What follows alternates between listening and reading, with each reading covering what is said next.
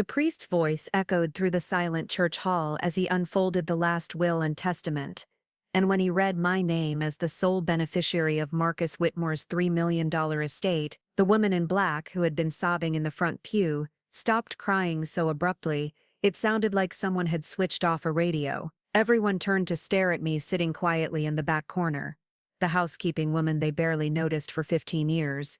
And in that moment I realized that sometimes the most invisible person in the room holds all the power. Before we jump back in, tell us where you're tuning from, and if this story touches you, make sure you're subscribed, because tomorrow I've saved something extra special for you. I had been standing in the doorway of Marcus Whitmore's study that Tuesday morning, dustcloth in hand, when I heard him on the phone with his lawyer. The conversation that would change everything started so ordinary, I almost didn't pay attention. I was there to clean the mahogany bookshelves that stretched from floor to ceiling, the same ones I had been polishing every Tuesday and Friday for the past 15 years, since I started working as his housekeeper. But something in his tone made me pause, and what I heard next would haunt me for weeks. "Yes, I want to make absolutely certain," Marcus was saying, his weathered hands gripping the phone receiver with more force than necessary. "If something happens to me, Nettie Johnson gets everything, not a penny to anyone else. I don't care what anyone thinks they deserve." There was a pause, and I could hear the faint murmur of the lawyer's voice on the other end. "No, Robert, I haven't told her yet.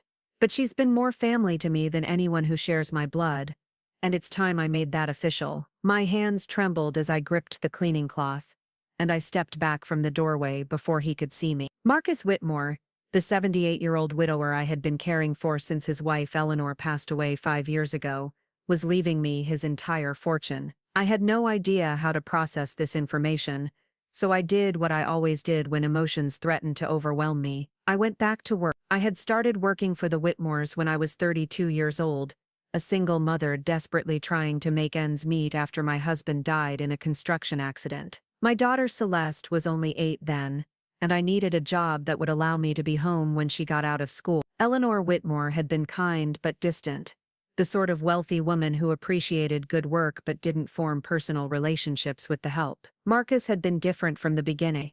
He would ask about Celeste's school projects, remember when she had dental appointments, and sometimes he would leave little gifts for her on the kitchen counter, books he thought she might enjoy or art supplies when she showed an interest in drawing. When Eleanor died suddenly of a heart attack, I watched Marcus transform from a social man who hosted dinner parties and charity events into someone who rarely left the house. His children, Robert and Patricia, had come for the funeral and stayed just long enough to make sure their inheritance was secure before returning to their own lives in other states. They called perhaps once a month, brief conversations where they asked about his health but never really listened to the answers. It was during those lonely months after Eleanor's death that Marcus and I developed what I can only describe as an unlikely friendship. He started asking me to stay for tea after I finished my cleaning duties. We would sit in the sunroom overlooking his meticulously maintained garden, and he would tell me stories about his childhood, his time in the Navy,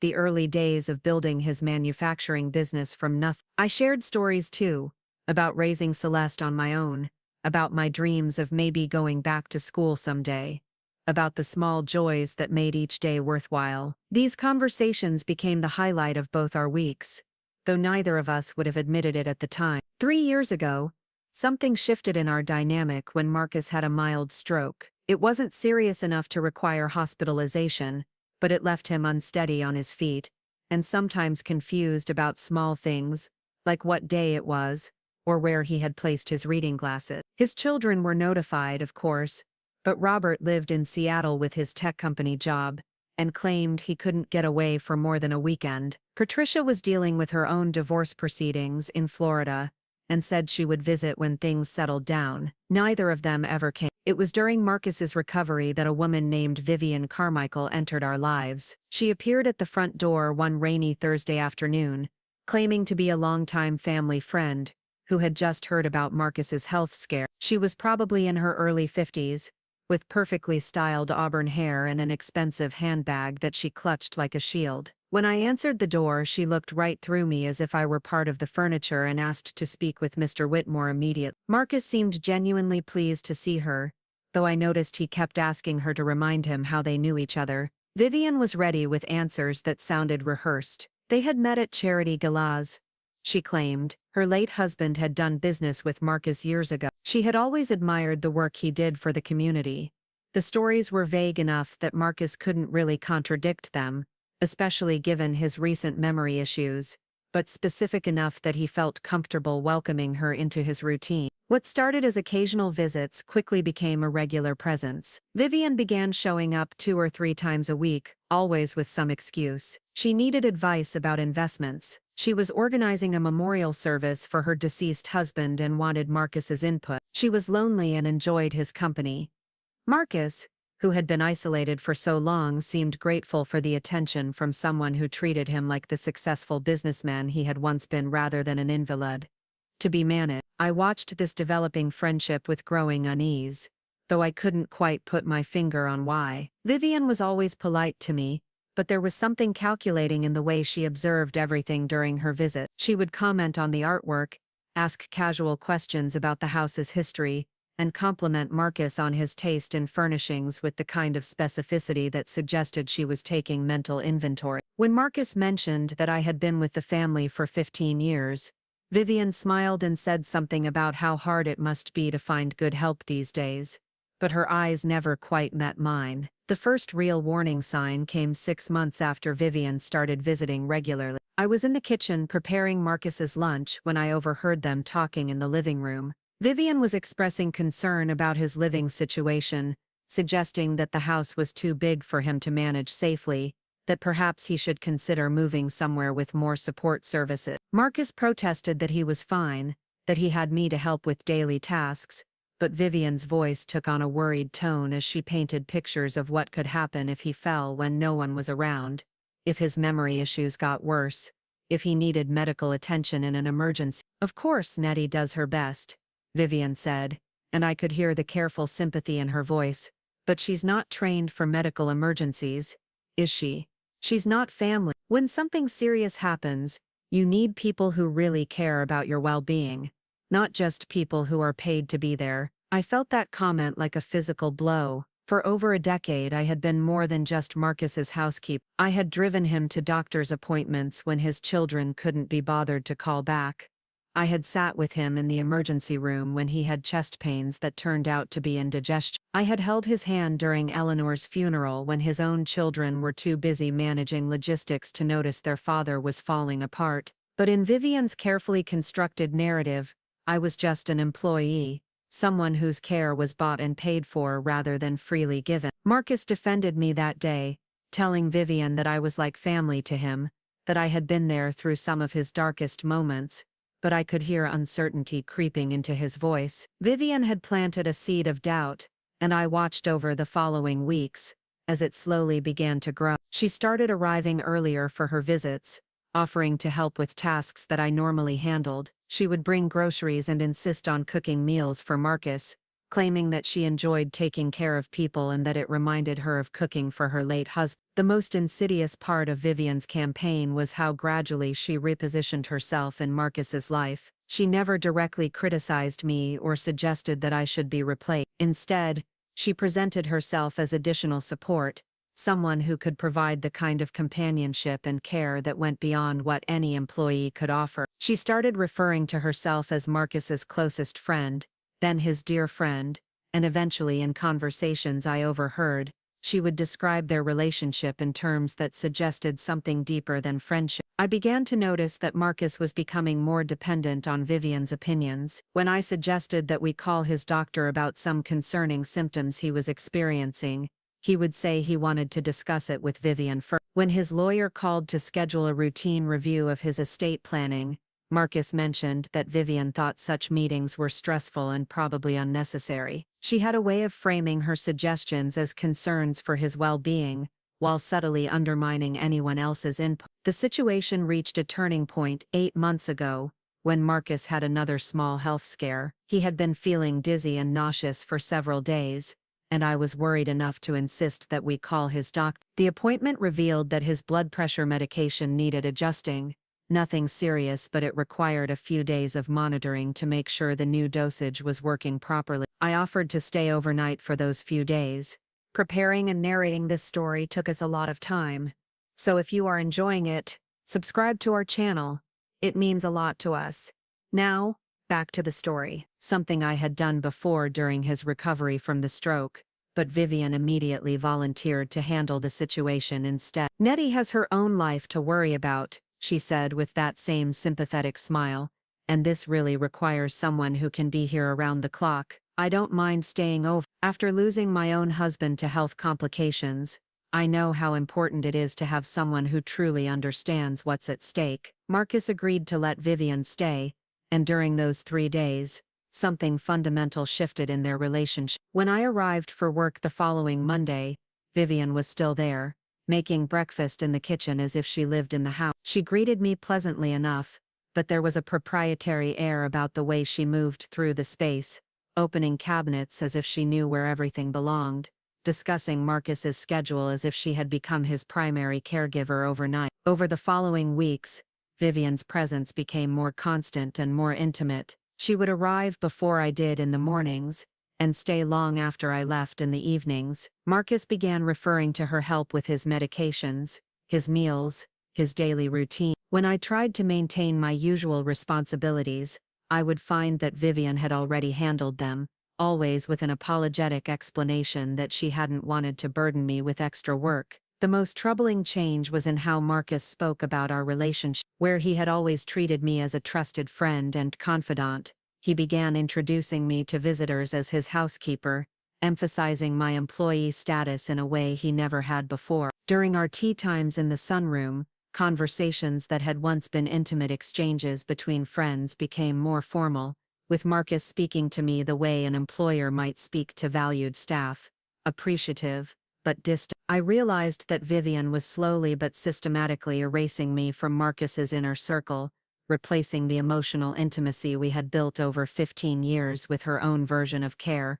and companionship. She did it so skillfully that Marcus probably didn't even notice it happening. To him, it likely felt natural that he would grow closer to someone who was available to him constantly, someone who didn't have other obligations or responsibilities pulling her attention away. The final piece of Vivian's strategy became clear 6 months ago when she began referring to herself as Marcus's partner. Not romantically, she was always careful to clarify, but as his life partner, the person who understood his needs and preferences better than anyone else. She would say things like, "We prefer to have dinner earlier these days," or "We've decided that too many visitors can be overwhelming," with the casual assumption that she had become the primary voice in Marcus's decision-making process. When Marcus's birthday approached in October, Vivian organized a small celebration, inviting a few neighbors and some of Marcus's old business associates. I was not included in the planning, and when I asked Marcus about it, he seemed confused,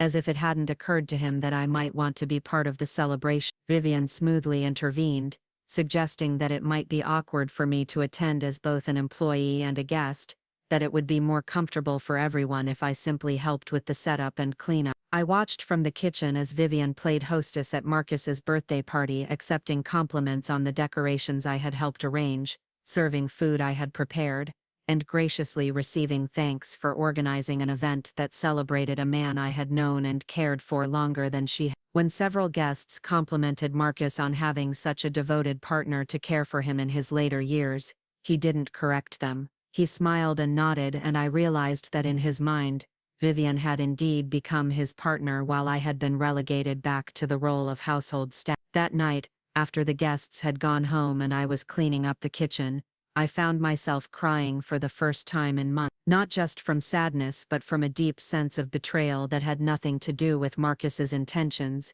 and everything to do with how easily 15 years of genuine relationship could be rewritten by someone with the right agenda and enough patience to execute it slowly. I had spent over a decade believing that I mattered to Marcus beyond my practical usefulness, that the friendship we had built was real and valuable and irreplaceable. But watching Vivian seamlessly insert herself into his life and his affections, I began to question whether I had been naive about the nature of our relationship all along. Maybe Marcus had always seen me primarily as an employee, and the warmth between us had been nothing more than his natural kindness toward someone who served him well. It was during this period of doubt and hurt that I overheard the phone conversation that changed everything. Learning that Marcus had named me as his beneficiary despite Vivian's growing influence was both shocking and deeply validating. It meant that regardless of how others might perceive our relationship, Marcus truly did consider me family. But it also meant that I was now in possession of information that could dramatically alter the dynamics in the house, information that I had no idea how to handle. The weight of that secret became heavier over the following weeks as I watched Vivian's behavior become more possessive and presumptuous. She had started making decisions about Marcus's schedule without consulting him, canceling or rescheduling appointments, based on what she thought was best for his health. When his daughter Patricia finally called after months of silence, Vivian answered the phone and spoke to her for nearly 20 minutes before even mentioning that Marcus was available to talk. I could only hear Marcus's side of the conversation, but it was clear that Vivian had given Patricia her own interpretation of his condition and needs. The most concerning development was how Vivian had begun discussing Marcus's future as if she would naturally be part of it indefinitely. She talked about modifications that could be made to the house to make it safer for him as he aged, about healthcare decisions that might need to be made down the road, about the importance of having legal documentation that would allow her to act on his behalf if he became incapacitated. These conversations always took place when she thought I was out of earshot, but the house wasn't large enough for true privacy, and I couldn't help overhearing discussions that seemed designed to establish her legal and practical authority over Marcus's life. I found myself in an impossible position. I couldn't reveal what I knew about the will without admitting that I had been eavesdropping on a private conversation. I couldn't challenge Vivian's growing influence without seeming jealous or territorial about my own relationship with Marcus, and I couldn't protect Marcus from potential manipulation without concrete evidence that manipulation was actually taking place rather than just a series of coincidences and misunderstandings. The situation came to a head 2 weeks ago when Marcus began talking about updating his will. He mentioned it casually during one of our increasingly rare tea conversations, saying that Vivian had suggested it was important for people his age to make sure their legal affairs were in order. She had offered to help him contact his lawyer and organize his documents, and Marcus seemed grateful for her assistance with what he described as tedious but necessary business. The irony was not lost on me that Vivian was volunteering to help Marcus update the very document that would, if unchanged, leave her with nothing and me with everything. I realized that she was operating under the same assumption as everyone else, that Marcus's estate would naturally go to his children with perhaps some small bequest to acknowledge my years of service. She was positioning herself to be included in that distribution, probably as someone who had provided care and companionship during his final years. Sitting in the sunroom that afternoon, watching Marcus discuss his estate planning with such casual trust in Vivian's motives, I felt the full weight of the secret I was carrying. I was probably the only person who knew the truth about his current will, and I was certainly the only one who understood what Vivian stood to lose if Marcus died before making any changes. It was a dangerous position to be in, made more complicated by the fact that I genuinely wasn't sure whether Vivian's interest in Marcus was purely financial or whether she had developed real feelings for him that made her manipulations seem justified in her own mind. I made a decision that afternoon that I wouldn't interfere with Marcus's choices, but I also wouldn't help facilitate them. If he wanted to change his will, that was his right, but I wouldn't provide Vivian with any information or assistance that might influence those changes. I would continue doing my job, caring for Marcus to the best of my ability, and let the situation unfold according to his wishes rather than anyone else's agenda. What I didn't anticipate was how quickly everything would change, or how a routine visit to the doctor would set in motion events that would expose the truth about everyone's motivations, including my own. Marcus had been complaining of chest pains for several days, symptoms he was trying to downplay but that worried me enough to insist he see his cardiologist. Vivian agreed that he should be checked out, though she wanted to drive him to the appointment herself. I offered to come along as I had been doing for years, but Vivian suggested that too many people in the doctor's office might be confusing for Marcus and overwhelming for the medical staff. The appointment revealed that Marcus needed immediate surgery to clear a blocked artery, a serious but routine procedure that the cardiologist expected would be successful. However, the surgery required general anesthesia, and given Marcus's age and medical history, there were always risks involved. The doctor wanted to perform the procedure as soon as possible, ideally within the next day or two. It was at this point that the careful balance Vivian had been maintaining began to crumble. Faced with the possibility that Marcus might not survive the surgery, she started making decisions and assumptions that revealed just how much she had come to see herself as his next of kin. She immediately began calling family members to inform them of the situation, starting with Marcus's children but also contacting several relatives and friends as if she had been designated as his emergency contact. When Robert and Patricia both said they would try to get flights to come see their father before the surgery, Vivian took it upon herself to coordinate their visits, discussing Marcus's condition and prognosis with a level of detail and authority that seemed to surprise even them. She arranged for a private room at the hospital,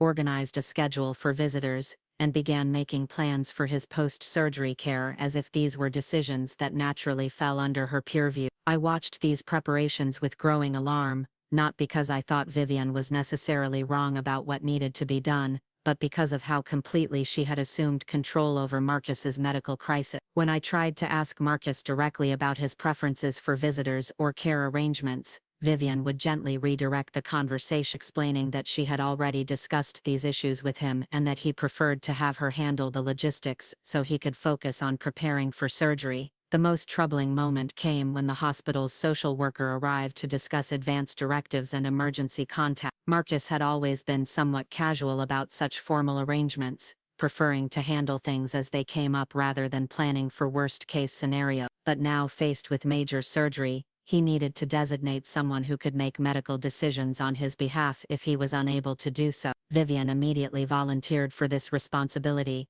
explaining to the social worker that she had been Marcus's primary caregiver for the past year and was most familiar with his wishes and preferences regarding medical treatment. When the social worker asked about family members, Vivian mentioned that his children lived out of state and had not been closely involved in his daily care. She painted a picture of herself as the person most qualified and available to advocate for Marcus's interest. Marcus seemed overwhelmed by the legal and medical complexities being discussed, and he readily agreed to designate Vivian as his healthcare proxy. From a practical standpoint, her argument made sense. She was available, she knew his medical history, and his children had not been consistently present in his life, but I couldn't shake the feeling that this designation gave Vivian a level of legal authority over Marcus that she had been methodically working toward for months.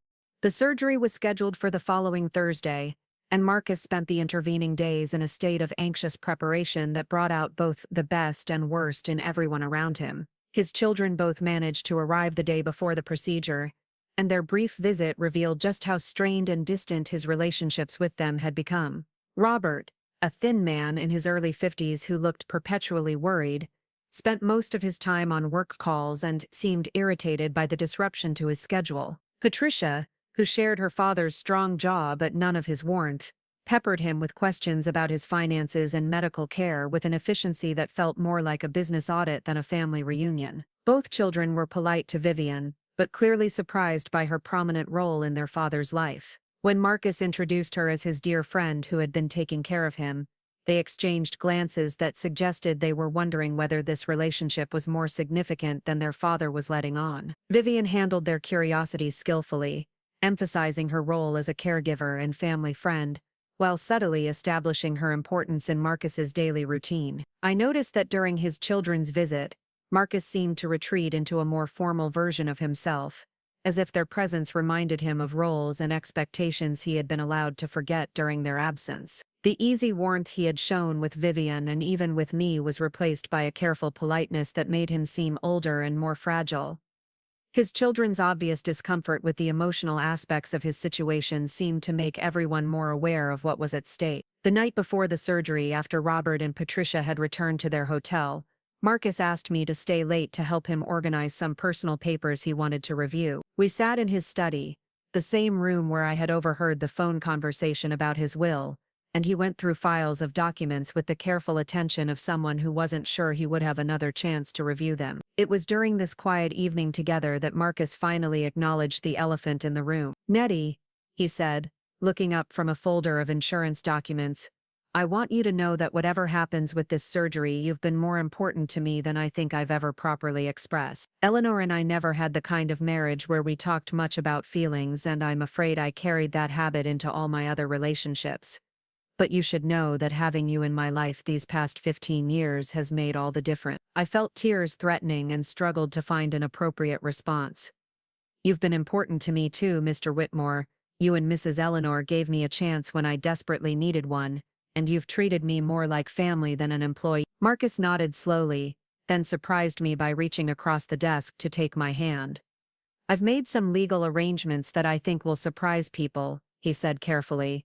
"I can't discuss the details now, but I want you to know that you don't need to worry about your future. You've earned more security than I think you realize." Before I could respond, we heard Vivian's key turning in the front door.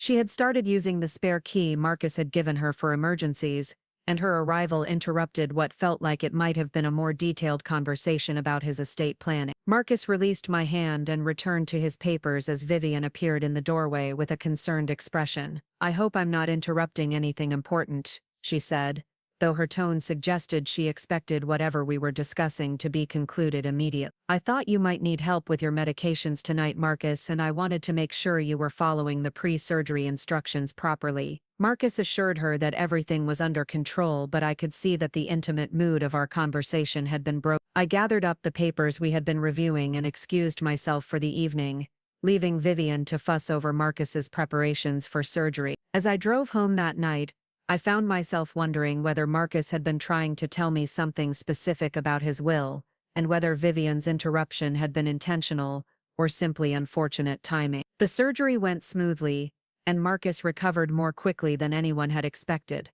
Within 3 days, he was alert and mobile enough to return home, though he would need several weeks of limited activity while his heart healed. Vivian had arranged for a visiting nurse to check on him daily, and she had cleared her own schedule to be available around the clock during his recovery period. I returned to my normal routine of coming to the house 3 times a week, but I found that my role had been significantly diminished during Marcus's absence. Vivian had reorganized many of the household systems, taking over responsibilities that had previously been mine, and establishing new routines that didn't require my input. When I offered to help with tasks I had always handled, Vivian would thank me politely but explain that she had already taken care of things, or that Marcus preferred to have her handle them now. The most significant change was in Marcus himself. The surgery had been successful, but the experience seemed to have aged him in ways that went beyond physical recovery. He was more cautious, more dependent on others' opinions, and more easily tired by complex decisions or emotional conversation. The man who had been fiercely independent just weeks earlier now seemed grateful to have Vivian managing the details of his daily life. It was during this recovery period that Vivian finally made her most audacious move. 3 weeks after Marcus returned home, she announced that she had been thinking about their living situation and had decided it would be best if she moved into the house permanently. She framed this decision as a practical response to Marcus's ongoing health needs, emphasizing the importance of having someone available at all times in case of emergency. Marcus agreed to this arrangement with what seemed like relief rather than enthusiasm, as if he was too tired to consider alternatives, or too grateful for her care to question her motive. Vivian moved her belongings into the guest room that adjoined Marcus's bedroom, a space that gave her immediate access to him, while maintaining the appearance of propriety that was important to both of them. With Vivian now living in the house full-time, my presence became increasingly awkward and unnecessary. She was handling the cooking, the medication management, and most of the household tasks that had previously justified my employment. When I asked Marcus directly about my schedule and responsibilities,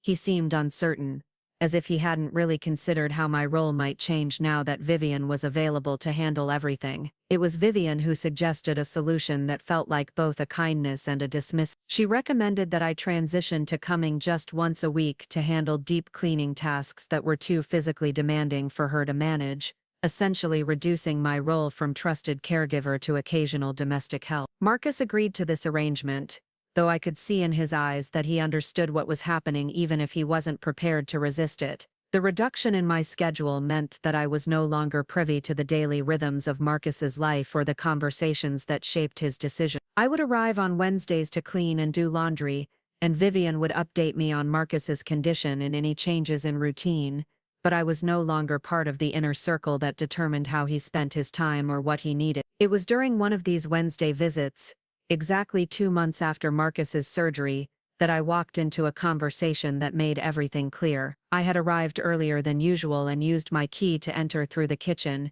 as I had been doing for 15 years. I could hear voices in the living room, and was about to announce my presence when I heard my own name being discussed. The problem is that Nettie has been here so long she probably expects some sort of bequest when the time comes.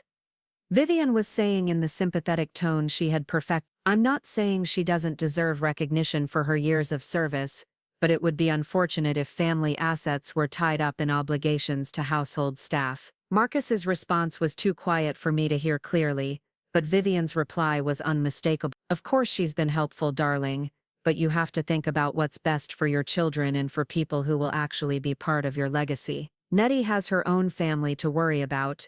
She doesn't need to be a burden on your estate. I stood frozen in the kitchen, holding my cleaning supplies and listening to Vivian systematically argue for my exclusion from Marcus's will. She wasn't being cruel or obviously manipulative, just practical and persuasive, suggesting that it would be kinder to everyone involved if Marcus's estate went to people who were actually family rather than employees who might have unrealistic expectations. What made the conversation even more chilling was that I could hear Marcus agreeing with her reasoning. He was nodding along with her suggestions, asking questions about how to handle the legal aspects of changing his will, and expressing gratitude for her guidance on such a difficult topic. The man who had told his lawyer just months earlier that I deserved everything was now discussing how to minimize my expectations and protect his estate from my potential claim. I quietly left the house that day without completing my cleaning tasks, and I spent the rest of the week trying to decide what to do with the information I had accidentally gathered. I knew that Marcus had the right to change his will, that his relationship with Vivian had genuinely become important to him, and that my own feelings of betrayal didn't give me any legal standing to interfere with his decision. But I also knew that Marcus was making these changes under the influence of someone who had systematically isolated him from other relationships and perspectives. Someone whose own motivations were far from pure. I found myself wondering whether he even remembered making the original will that named me as his beneficiary, or whether Vivian's suggestions felt like obvious improvements to plans he had made during a different phase of his life. The following Wednesday, I arrived at the house to find an unfamiliar car in the driveway, and voices coming from Marcus's study. When I rang the doorbell instead of using my key, Vivian answered with a slightly flustered expression, and explained that Marcus was meeting with his lawyer to update some legal documents. She suggested that I come back later in the week when they would be finished with their business discussion. I realized that I was witnessing the execution of the plan I had overheard the previous week. Marcus was changing his will, probably removing me as beneficiary and likely including Vivian as someone who deserved recognition for her recent care and companionship. The speed with which this was happening suggested that Vivian had already done much of the groundwork, perhaps even consulting with lawyers independently to understand how such changes could be made efficient. That evening, I called Marcus's house to confirm my schedule for the following week, and Vivian answered the phone with a cheerfulness that felt forced. She explained that Marcus was feeling tired after his meeting and had gone to bed early, but that she would be happy to coordinate my cleaning schedule going forward. When I asked to speak with Marcus directly, she said she preferred not to disturb him but would have him call me back when he was feeling more energetic. Marcus never called back, and when I tried calling again several days later, Vivian answered again and explained that Marcus had been having some confusion lately, that his doctor thought it might be related to his medications but that they were monitoring the situation closely. She suggested that it might be better if I communicated through her for the time being, just to avoid overwhelming him with too many decisions or conversation. I realized that I was being systematically cut out of Marcus's life in the same way that Vivian had been systematically inserting herself into it. The process was gradual and seemingly reasonable at each step, but the cumulative effect was to isolate Marcus from anyone who might question Vivian's growing control over his affair. I was no longer welcome to communicate with him directly, no longer trusted to handle responsibilities I had managed for years, and no longer included in decisions about his care or needs. The final blow came 2 weeks later when I received a letter from Marcus, though it was clearly written in Vivian's careful handwriting. The letter thanked me for my many years of faithful service and explained that due to changes in his health and living situation, my employment would no longer be necessary. He was grateful for everything I had done for him and Eleanor, and he hoped I would understand that this decision was based on his current needs, rather than any dissatisfaction with my work. The letter included a generous severance payment, enough to cover several months of my salary, along with a reference letter that praised my reliability and dedication. It was a professional and considerate termination, the kind that any reasonable employer might write when circumstances made a long-time employee's services unnecessary. But I knew that these words had not come from Marcus, that this decision had been made for him by someone who saw my continued presence as an obstacle to her own plan. I spent that entire weekend debating whether to fight this dismissal, whether to try to contact Marcus directly, or appeal to his children, or even consult with a lawyer about the suspicious circumstances surrounding my termination. But ultimately I realized that any action I took would look like the desperate maneuvering of a disgruntled employee who was angry about losing access to a wealthy employer's generosity. Instead, I decided to accept the severance payment and the end of my employment with as much dignity as I could manage. If Marcus had truly chosen to change his will and restructure his life around Vivian's presence, then that was his right, regardless of how I felt about the wisdom or authenticity of those choices. I would miss him terribly, and I would always wonder whether he remembered the friendship we had built over 15 years, but I wouldn't tarnish that relationship by fighting a battle I couldn't win. 3 days after I received the termination letter, everything changed in a way that no one, including me, could have anticipated. Marcus suffered a massive heart attack while working in his garden, the same garden where we had shared so many conversations over the years. Vivian found him collapsed among the rose bushes he had planted in Eleanor's memory, and despite the paramedics' best efforts, he was pronounced dead at the hospital an hour later. The news of Marcus's death hit me like a physical blow, but what followed was even more devastating. I wasn't invited to the funeral. When I called the funeral home to ask about services and visiting hours, the director politely informed me that the arrangements were being handled by the immediate family and that attendance was by invitation only. I tried calling the house, but Vivian answered and explained in her most sympathetic voice that the family had decided to keep the service small and intimate, limited to close relatives and longtime friends. I understood the message clearly. After 15 years of caring for Marcus, after being there through Eleanor's death and his health scares, after countless conversations and shared memories, I was not considered close enough to attend his funeral. Vivian had successfully rewritten the story of Marcus's final years, and in that version I was simply the housekeeper whose services were no longer required. The obituary in the local newspaper reflected this revised narrative perfectly. It mentioned Marcus's successful business career, his marriage to Eleanor, his children Robert and Patricia, and his dedication to community service. In the final paragraph, there was a brief acknowledgement of his dear friend Vivian Carmichael, who provided comfort and companionship during his final years. My name appeared nowhere in the tribute to a man I had known and cared for longer than anyone else, still in his life. I found myself grieving not just for Marcus's death, but for the erasure of our relationship from his official story. 15 years of friendship, loyalty, and genuine affection had been reduced to nothing more than a professional arrangement that had outlived its usefulness. I wondered if Marcus would have wanted this, if he would have approved of my exclusion from his final farewell, but those questions felt pointless now that he wasn't there to answer them. The day of the funeral, I drove to the cemetery and parked at a distance where I could see the service without intruding. I watched as a small group of people gathered around Marcus's grave, and I could make out Vivian standing prominently near the front, dressed in elegant black and accepting condolences as if she were the grieving widow. Robert and Patricia flanked her, looking uncomfortable but resigned to her central role in the proceedings. I stayed until the service ended and the mourners began to disperse.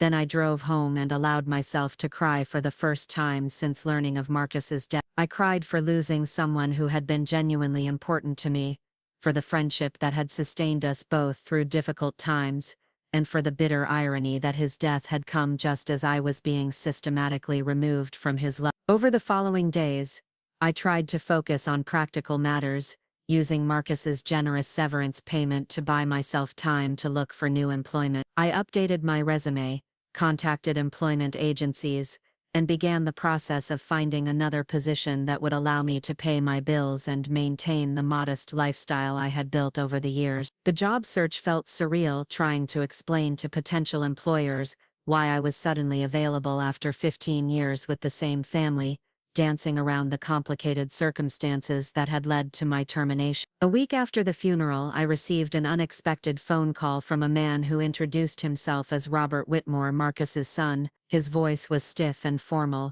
but there was an underlying tension that suggested he was struggling with whatever he needed to discuss. He asked if we could meet in person to talk about some matters related to his father's estate, and despite my confusion about why he would want to speak with me, I agreed to meet him at a coffee shop downtown the following afternoon. Robert looked older than I remembered from his brief visit before Marcus's surgery, his face drawn with stress and exhaustion. He ordered coffee for both of us and then sat across from me in silence for several minutes, as if he wasn't sure how to begin the conversation he had requested. Finally, he cleared his throat and said, "I need to ask you about your relationship with my father, specifically about any financial arrangements or expectations you might have had." I was taken aback by the directness of his question, and the implication that I might have been taking advantage of Marcus somehow. "I don't understand what you're asking," I replied carefully.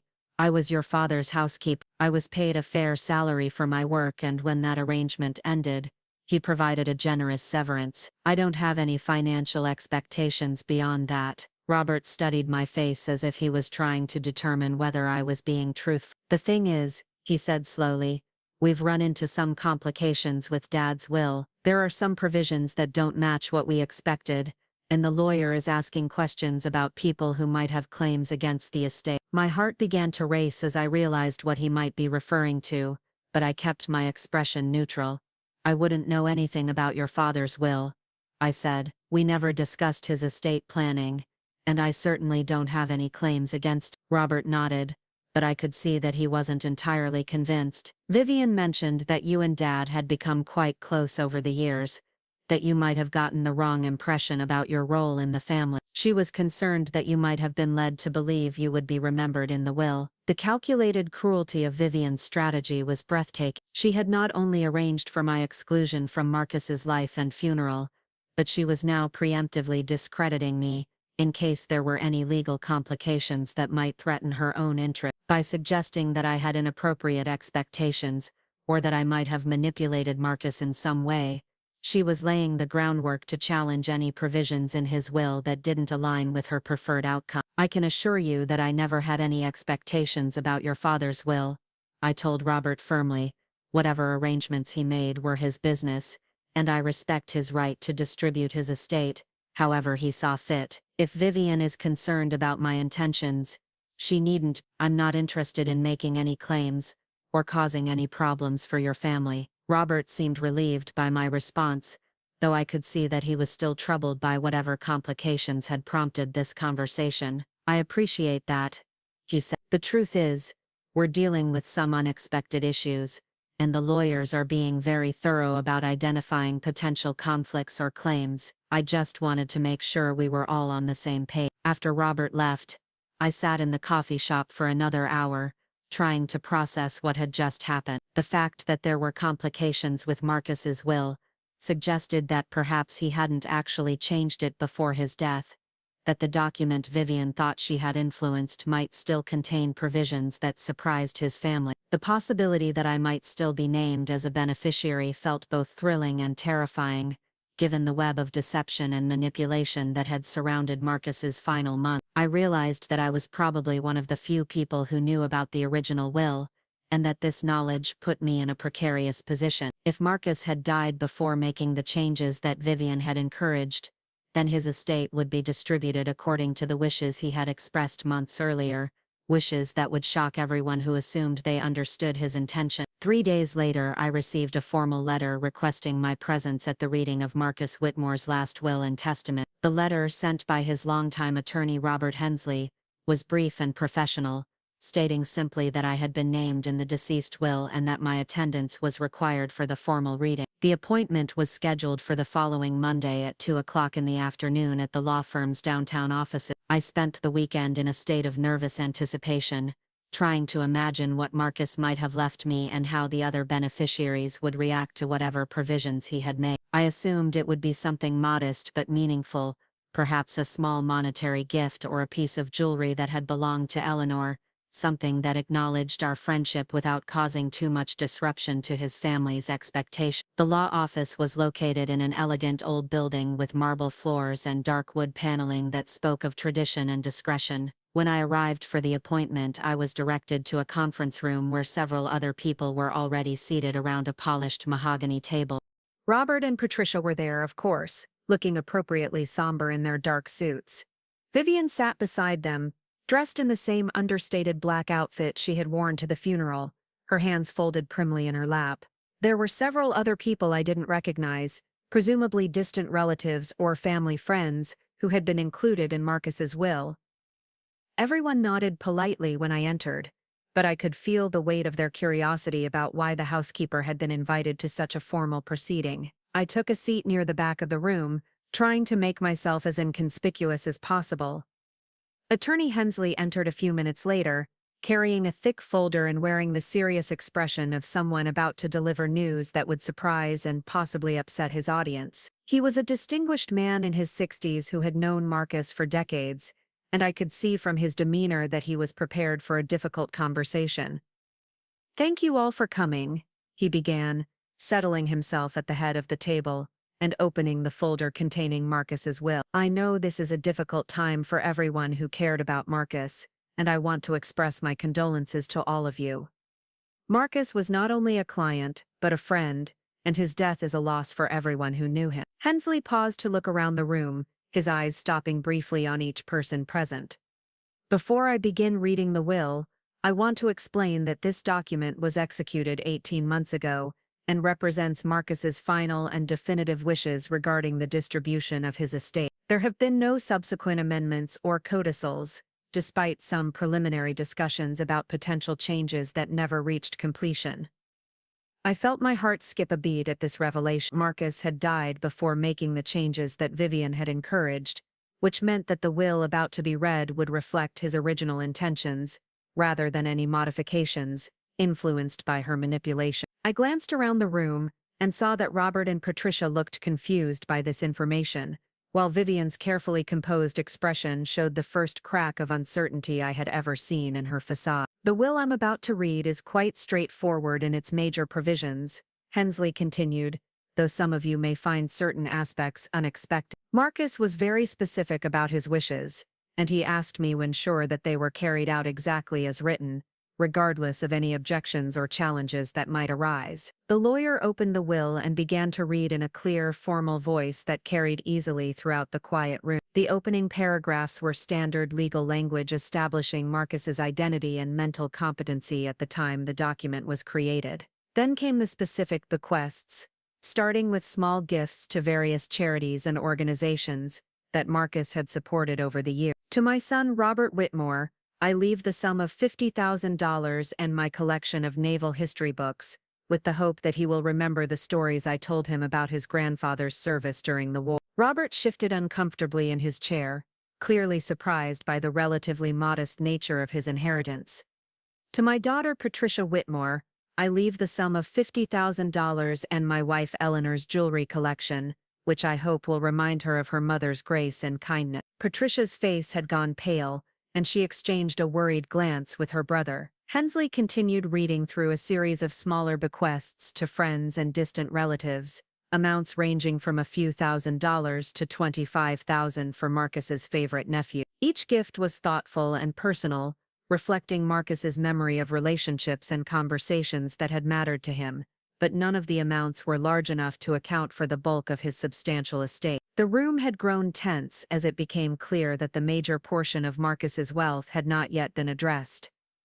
Vivian sat rigidly in her chair, her hands clenched so tightly in her lap that her knuckles had turned white. I could see her calculating the remaining value of the estate and wondering where it would go if not to Marcus's children in the amounts they had expected. "To Vivian Carmichael," Hensley read, and I saw her lean forward slightly in anticipation, who provided companionship during my final year. I leave the sum of $10,000 with gratitude for her friendship. The amount was generous for a relatively new friendship, but it was clearly not the significant inheritance that Vivian had been positioning herself to receive. Hensley paused and looked directly at me before continuing. The remainder of my estate, including all real property, financial assets, personal belongings, and business interests, with a current estimated value of approximately $3.2 million, I leave to Nettie Johnson, who has been more than an employee and more than a friend. She has been the daughter I never had, and the family I chose for myself. The silence that followed this announcement was deafening.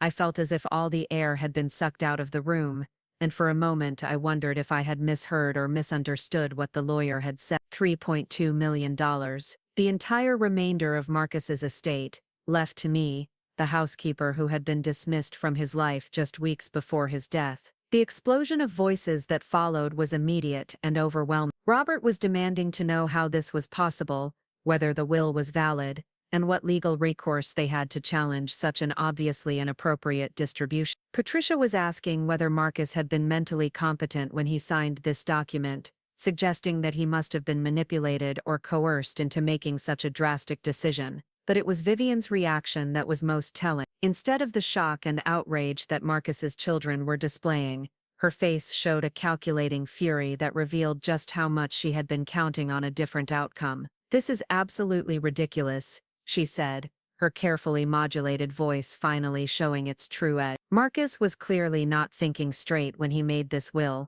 Nettie obviously took advantage of his loneliness and confusion to manipulate him into this absurd arrangement. Hensley held up his hand for silence and waited until the room quieted before responding. "I understand that this news is shocking and difficult to process," he said calmly. "However, I can assure you that Marcus was completely mentally competent when he executed this will. We spent several hours discussing his wishes, and he was very clear about his reasoning and intention. He specifically asked me to include a detailed explanation of his decision, which I will now read." The lawyer turned to a separate page and began to read Marcus's own words, written in his careful, deliberate style. "I know that my decision to leave the majority of my estate to Nettie Johnson will surprise and possibly anger some members of my family. I want to explain my reasoning so that there can be no doubt about my intentions or mental state. For 15 years, Nettie has been a constant presence in my life, providing not just professional services but genuine care,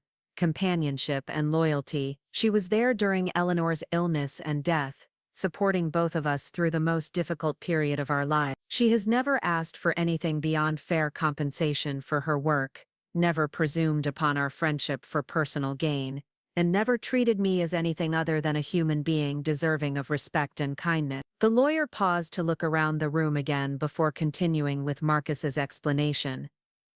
"In contrast, my own children have shown little interest in my life or well-being beyond their expectations of eventual inheritance. They call infrequently, visit rarely, and have made it clear through their actions that they view me primarily as an obligation rather than a person they genuinely care about. I do not leave them large inheritances because I do not believe they have earned them through love, loyalty, or sacrifice." Robert started to object, but Hensley silenced him with a look and continued reading. "I am aware that some people may view my decision as inappropriate or unfair, but I believe that family is defined by love and commitment rather than biology. Nettie has been more of a daughter to me than my biological children, and she deserves to be recognized and provided for accordingly. I hope that my biological children will use this opportunity to reflect on the relationships they have chosen to maintain and the priorities they have demonstrated throughout their adult lives." The final paragraph of Marcus's explanation was addressed directly to me. "To Nettie,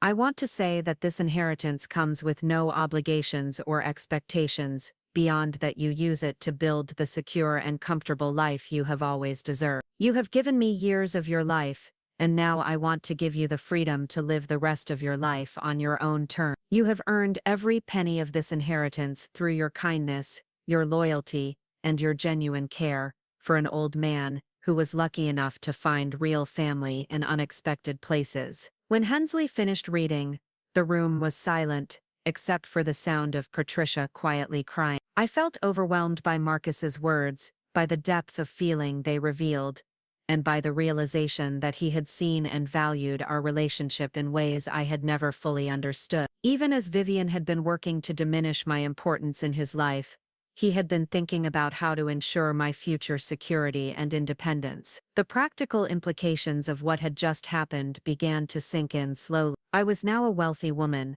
with enough money to live comfortably for the rest of my life, and to provide security for Celeste and any future generations of my family. The modest dreams I had harbored about maybe going back to school or traveling or simply not worrying about money had suddenly become not just possible but inevitable. But I was also now the target of what was sure to be intense scrutiny and possibly legal challenges from people who felt they deserved Marcus's money more than I did. Vivian's face had settled into a mask of cold calculation that suggested she was already planning her next move, while Robert and Patricia were clearly preparing to fight a will that contradicted everything they had assumed about their father's intention. Hensley addressed these concerns directly as he concluded the formal reading. I want to emphasize that this will was properly executed according to all legal requirements, and that Marcus's mental competency at the time of signing was thoroughly documented. Any challenges to this document will need to meet a very high standard of evidence, and I am confident that this will represents Marcus's true and final wishes. He turned to me with a slightly warmer expression. Miss Johnson, I'll need to schedule some time with you to discuss the practical aspects of managing this inheritance. There are tax implications, property transfers, and various administrative matters that will need to be handled over the coming weeks and months. I suggest we meet early next week to begin that process. As people began to file out of the conference room, I remained seated, still trying to process what had just happened. Vivian approached me as I was gathering my purse, her mask of sympathy firmly back in place despite the fury I had seen in her eyes moments earlier. I hope you understand, Nettie, that this decision is going to be very difficult for Marcus's children to accept, she said in a tone that managed to sound both concerned and threatening. They loved their father very much, and they're going to have a hard time believing that he would choose to disinherit them in favor of someone who was, ultimately, an employee. I looked at her steadily, finally seeing her clearly without the confusion and self-doubt that had clouded my judgment for so long. I understand that this is difficult for everyone, I replied, but Marcus made his own choices about his relationships and his I didn't ask for this inheritance, and I certainly didn't manipulate him into giving it to me. Vivian's smile became sharper. Of course not, she said, but you have to understand how this looks to people who don't know you as well as Marcus did. A housekeeper inheriting millions of dollars from an elderly man who had been experiencing some memory and confusion issues. It raises questions about undue influence and mental competency that might be very uncomfortable to answer in court. The threat was clear, though carefully wrapped in apparent concern for my reputation. Vivian was already laying the groundwork for a legal challenge, suggesting that I had somehow taken advantage of Marcus's vulnerability to secure an inappropriate inheritance. It was a strategy that might appeal to a jury who would find it easier to believe that a working-class woman had manipulated a wealthy man than to accept that he had genuinely valued her above his biological family. I think, I said carefully, that anyone who knew Marcus well would understand that he was perfectly capable of making his own decisions about his life and his money. He wasn't confused about what mattered to him or who had been there for him when it counted. Vivian's facade slipped just enough for me to see the cold calculation underneath. We'll see, she said simply, then turned and walked away, leaving me alone in the conference room with the weight of my new reality settling around me like an ill-fitting coat. The drive home gave me time to think about what came next. I was now wealthy beyond my wildest dreams, but I was also likely to face months or even years of legal challenges from people who felt entitled to Marcus's money. I would need to hire my own attorney, learn to manage significant financial assets, and somehow navigate the complicated emotions that came with inheriting wealth I had never expected to receive. But underneath the anxiety and uncertainty, I felt something else that surprised me with its intensity. I felt seen and valued in a way that I had never experienced before. Marcus's words read aloud in that formal setting had validated 15 years of friendship and genuine care in a way that no amount of money could match. He had recognized the love and loyalty I had given him, and he had chosen to honor that relationship in the most concrete way possible. That evening, I called Celeste to tell her what had happened. Her reaction was a mixture of shock, joy, and protective concern that reminded me why she was the most important person in my life. "Mom," she said after I had explained about the will, "this is incredible, but you need to be careful. People are going to try to take this away from you, and you need to be ready to fight for what Mr. Whitmore wanted you to have." She was right, of course. The battle was just beginning, and I would need to be stronger and smarter than I had ever been before. But for the first time in months, I felt like I was fighting from a position of strength rather than defending against erasure and manipulation. Marcus had given me more than money. He had given me proof that I mattered, that our relationship had been real, and that sometimes the people who seem powerless actually hold all the cards. The next morning brought the first wave of what would become a sustained assault on Marcus's will and my character. Patricia called early, before I had even finished my first cup of coffee, with an offer that she clearly expected me to accept gratefully. "Nettie," she said, her voice artificially warm, "Robert and I have been talking, and we want to make you an offer that we think will be fair to everyone involved. We know Dad appreciated your years of service, and we want to honor that. We're prepared to offer you $200,000 in exchange for disclaiming your interest in the rest of the estate." $200,000 was more money than I had ever imagined having, but it was less than 7% of what Marcus had actually left me. The offer revealed exactly how little Patricia understood about her father's intentions, or how determined she was to overturn them. "That's very generous," I replied carefully, "but I think I need some time to process everything that's happened and understand my options before making any decision." Patricia's tone cooled noticeably. "I hope you'll think carefully about what's best for everyone involved," she said. "Fighting this will in court is going to be expensive and unpleasant for all of us. It would be much better if we could resolve this amicably." The implication was clear: accept their lowball offer, or face a costly legal battle that would drag my name through the mud and potentially leave me with nothing. It was the same strategy that Vivian had hinted at the day before, using the threat of public scrutiny and legal fees to pressure me into accepting a fraction of what Marcus had intended me to have. After hanging up with Patricia, I called Attorney Hensley's office and scheduled an appointment for that afternoon. I needed legal representation of my own, someone who could help me understand my rights and protect Marcus's wishes from the people who were already working to undermine them. Hensley recommended a colleague who specialized in estate litigation, a sharp woman named Diana Reeves, who had a reputation for aggressive defense of disputed will. When I met with her that afternoon, she listened to my story with the focused attention of someone who had seen similar situations many times before. "The good news," she told me after I had explained about Vivian's manipulation and the family's reaction to the will, "is that Marcus's will is extremely well drafted and his competency at the time of execution is thoroughly documented. The bad news is that you're about to become the target of a very nasty campaign designed to make you look like a gold digger who took advantage of a vulnerable old man." Diana explained that will contests involving domestic employees were particularly challenging because juries often had preconceived notions about appropriate relationships between wealthy employers and working-class staff. "They're going to paint you as someone who overstepped boundaries and manipulated Marcus's affections for financial gain,"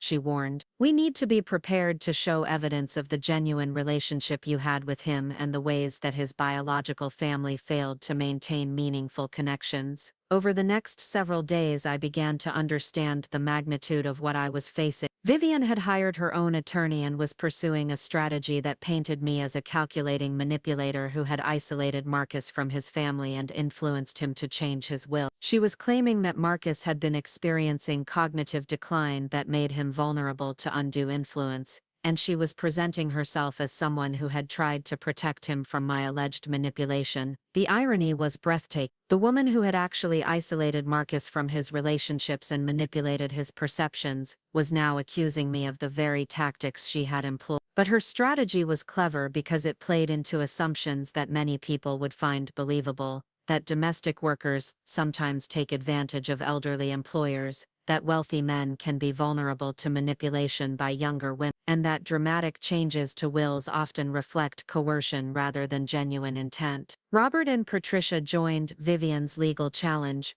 arguing that their father's decision to leave them relatively small inheritances was evidence of mental incapacity or undue influence. They painted themselves as loving children who had been unfairly disinherited in favor of an employee who had overstepped appropriate boundaries. The first few weeks of the legal battle were brutal. Diana had warned me that the opposing attorneys would try to make me look greedy and inappropriate, but I wasn't prepared for the personal attacks on my character and motivation. They obtained and publicized my financial records, showing that I had been living paycheck to paycheck for years and suggesting that this desperation had motivated me to manipulate markets. They interviewed former employers and neighbors, looking for any evidence that I had a history of inappropriate relationships with employers or that I had ever shown signs of being money-motivated or untrustworthy. When they couldn't find any such evidence, they simply emphasized how unusual it was for someone in my position to inherit such a substantial amount,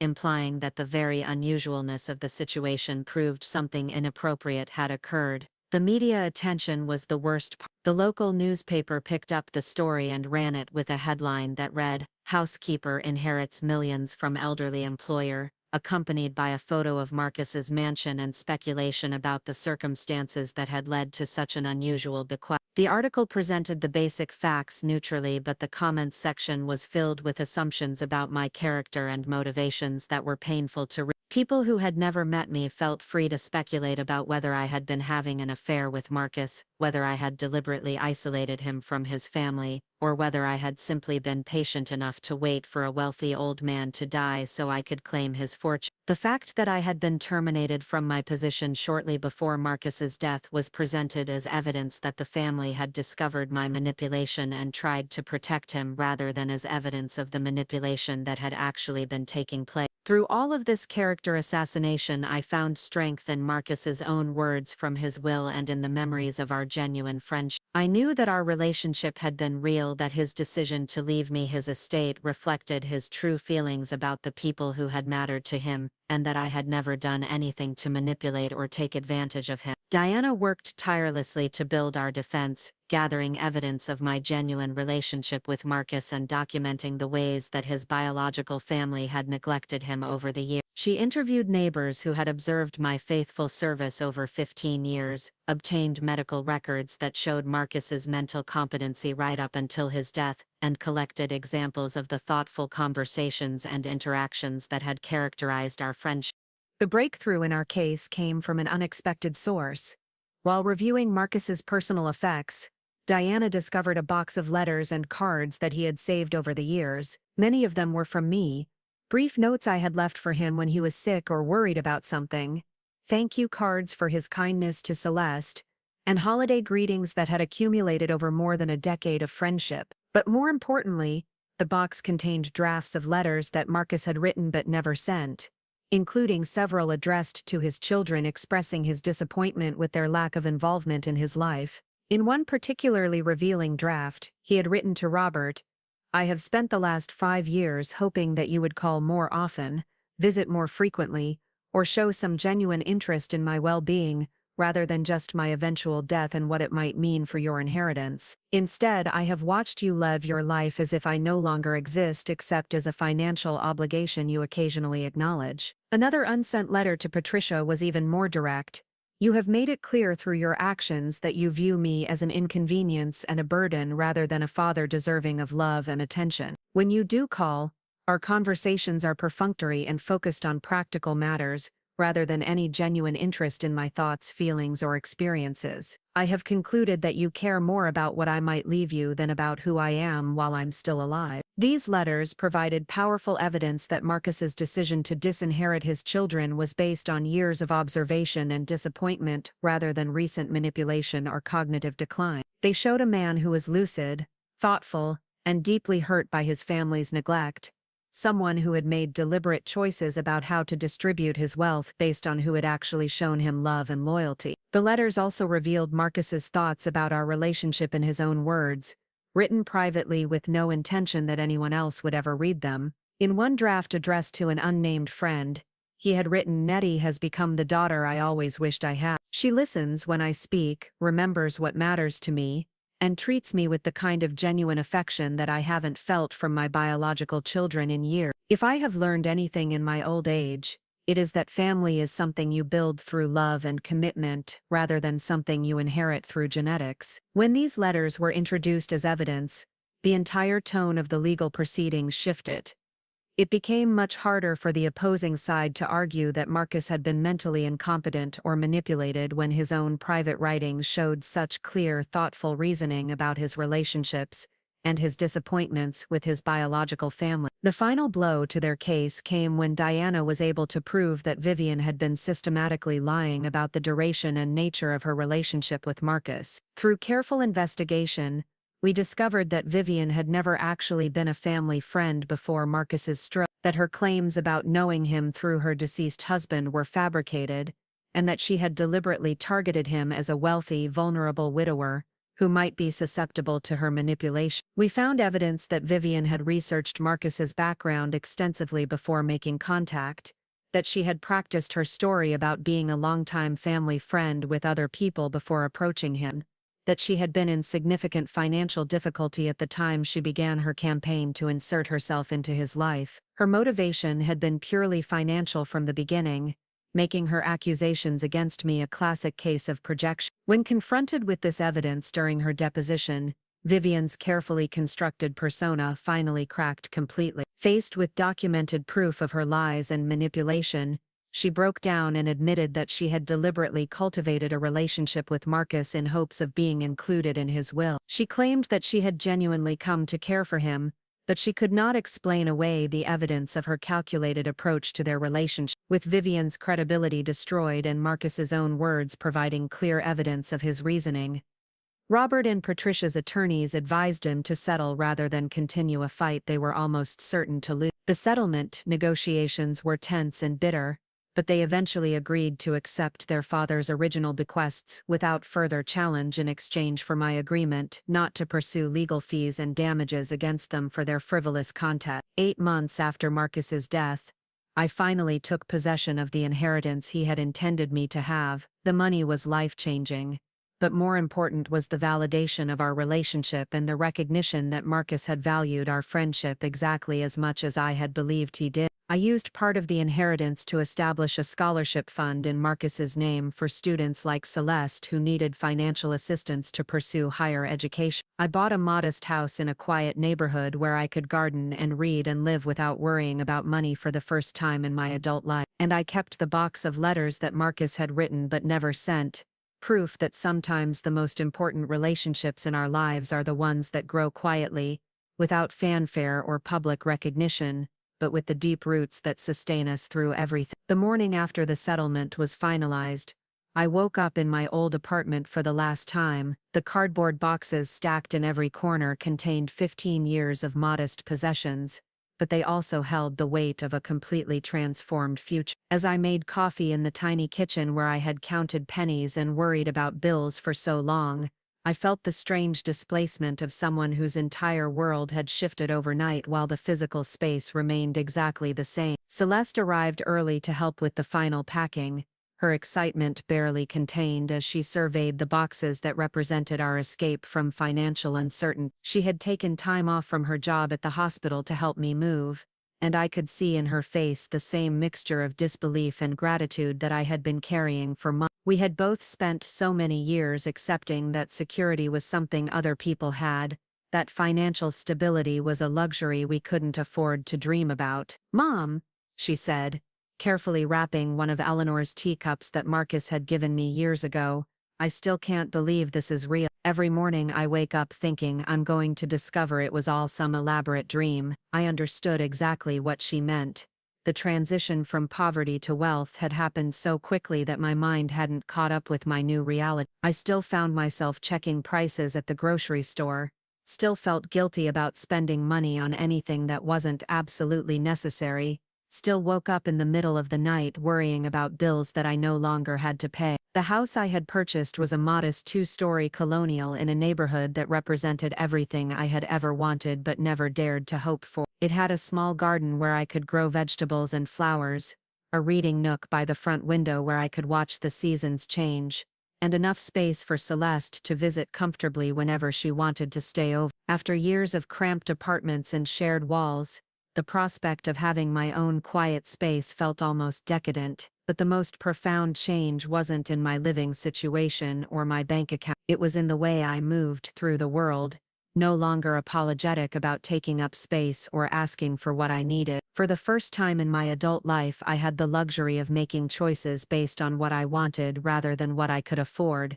and that freedom was more intoxicating than any amount of money in the bank. The legal battle had changed me in ways I was still discovering. Defending myself against Vivian's accusations and the family's challenges had forced me to articulate the value of my relationship with Marcus, to stand up for the legitimacy of our friendship, and to refuse to be diminished by people who saw me as nothing more than an opportunistic employee. I had learned that I was stronger than I had ever imagined, more resilient than I had given myself credit for, and more deserving of respect than I had previously demanded. Moving day itself was surprisingly emotional. As the professional movers loaded my furniture into their truck, I found myself saying goodbye not just to the apartment, but to the version of myself who had lived there. The woman who had scraped together rent money and worried about unexpected expenses, who had made her decisions based on survival rather than choice, who had accepted other people's assessments of her worth because she didn't have the resources to challenge them. The first few weeks in the new house were an adjustment period that revealed how deeply poverty had shaped my thinking and behavior. I would walk through rooms that were larger than my entire previous apartment,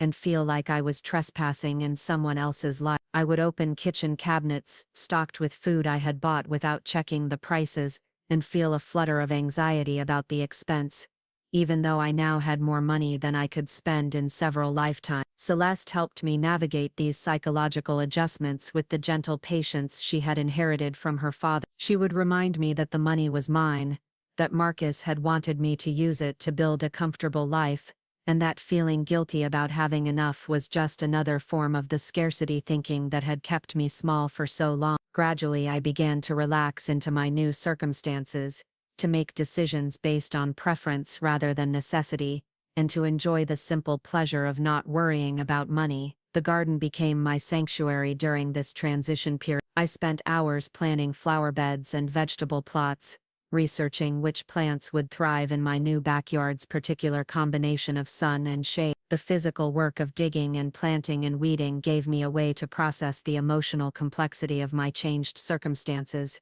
while creating something beautiful and productive with my own hands. It was while I was working in the garden one afternoon, in late spring, that I received an unexpected visitor. The doorbell rang just as I was transplanting tomato seedlings, and when I answered the door with dirt still under my fingernails, I found Robert Whitmore standing on my front porch. He looked older and more tired than he had during the legal proceedings, his expensive suit somehow making him appear smaller rather than more impressive. "Hello, Nettie," he said, his voice carefully neutral. "I hope you don't mind me stopping by unannounced. I was in the neighborhood, and thought we might be able to talk for a few minutes." I invited him in, more out of curiosity than courtesy, and offered him coffee while I washed the garden soil from my hand. We sat in my new living room, surrounded by furniture that Marcus's inheritance had made possible, and I waited for him to explain why he had come. "I've been thinking a lot about everything that happened," he said finally, staring into his coffee cup as if it might contain answers to questions he was struggling to articulate, about Dad, about the will, about the things he wrote in those letters that came out during the trial. "I wanted to apologize for some of the accusations we made against you. They were unfair, and based on assumptions rather than facts." His apology surprised me, though I could see that it was costing him considerable effort to admit he had been wrong. "I appreciate that," I replied carefully. "It was a difficult time for everyone involved." Robert nodded, then looked around the room with an expression I couldn't quite read. "This is a nice place," he said. "Dad would have approved. He always liked houses with character and gardens where you could grow things." The mention of Marcus created a moment of shared sadness that reminded me that Robert had lost his father, regardless of how complicated their relationship had been. "He used to talk about you sometimes," I said gently, "about things you did when you were younger, places you went together. He was proud of your success, even if he didn't always know how to express it. Robert's eyes filled with tears that he tried to blink away quickly. I know I wasn't a very good son, especially these last few years. I kept thinking there would be more time, that eventually I would figure out how to have the kind of relationship with him that he deserved. I let work and distance and my own discomfort with emotions get in the way of staying connected. I could see that Robert was carrying guilt about his father's death, and regret about opportunities missed. The will contest had forced him to confront the reality of his relationship with Marcus, to see documented evidence of his father's disappointment and loneliness, and to realize that his inheritance expectations had been based on obligation rather than genuine connection. He understood that adult children have complicated lives, I said, though I wasn't sure this was entirely true. I think what hurt him most was feeling like he didn't matter to you anymore, like he was just someone you called occasionally out of duty, rather than someone you actually wanted to talk to. Robert was quiet for a long time, processing this assessment of his relationship with his father. Vivian was right about one thing, he said eventually. You did become more important to him than his biological children, but that wasn't because you manipulated him or took advantage of him, it was because you showed up. You were there when he needed someone, and we weren't. This admission seemed to drain something out of Robert, leaving him looking exhausted and defeated. I realized that losing the will contest had been devastating not just financially, but emotionally, forcing him to confront the ways he had failed as a son, and the reality that his father had found the family connection he needed with someone else. I don't think Marcus stopped loving you and Patricia, I said honestly, but I think he needed to feel loved in return, and that wasn't something you were able to give him in the way he needed it. Robert nodded slowly. I came here today because I wanted you to know that I understand now why Dad made the decision he did. I don't like it, and it's going to take me a long time to adjust to the financial reality, but I understand. You earned what he left you through years of caring about him as a person rather than as a bank account. After Robert left, I sat in my garden and thought about the strange journey that had brought me to this point. A year ago, I had been a housekeeper worried about keeping my job and paying my bills. Now I was a wealthy woman living in my own house, with enough money to last for generations, and the knowledge that someone had valued me enough to entrust me with his entire life's work. But the inheritance had given me more than financial security. It had validated my worth as a human being, confirmed that the love and care I had given Marcus had been real and valuable, and proven that sometimes the most important relationships in our lives develop quietly, without recognition or fanfare, but with deep roots that sustain us through everything. The legal battle had also taught me things about myself that I might never have discovered otherwise. I had learned that I was capable of standing up to intimidation and character assassination, that I could fight for what was right even when the odds seemed overwhelming, and that I deserved to be treated with respect regardless of my economic status or social position. Diana Reeves, my attorney, had become a friend during the months we worked together, and she helped me understand that my victory was significant beyond my personal circumstances. Cases like yours set precedents, she explained during one of our final meetings. When domestic workers successfully defend their right to inherit from employers who valued them, it establishes legal protection for other people in similar situations. Your courage in fighting this contest may help other women who find themselves in comparable positions. I hadn't thought about my case in those terms,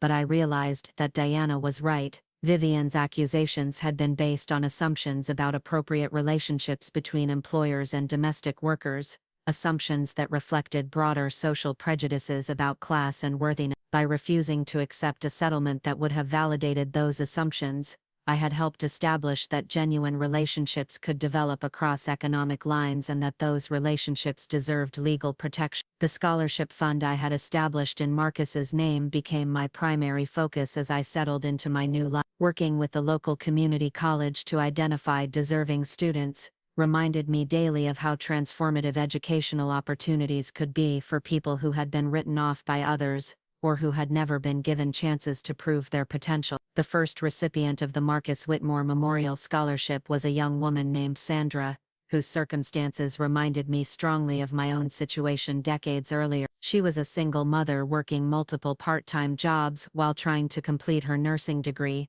and the scholarship eliminated the financial pressure that had been forcing her to choose between her education and her immediate survival needs. When I presented Sandra with the scholarship check at a small ceremony at the college, she cried in a way that reminded me of my own tears when Marcus had helped me navigate various crises over the years. "This changes everything," she told me, clutching the check as if it might disappear if she loosened her grip. "I was going to have to drop out next semester because I couldn't afford to keep going, but now I can finish my degree and build the kind of life I want for my daughter." Watching Sandra's reaction made me understand more deeply what Marcus had given me through his inheritance. It wasn't just money, though the financial security was life-changing. It was the gift of possibilities, the freedom to make choices based on what I wanted rather than what I could afford, and the knowledge that someone had believed in my potential enough to invest in my future. The anniversary of Marcus's death approached with a mixture of sadness and gratitude that had become familiar over the months since his passing. I missed our conversations terribly, missed his dry sense of humor and his thoughtful observations about the world around us,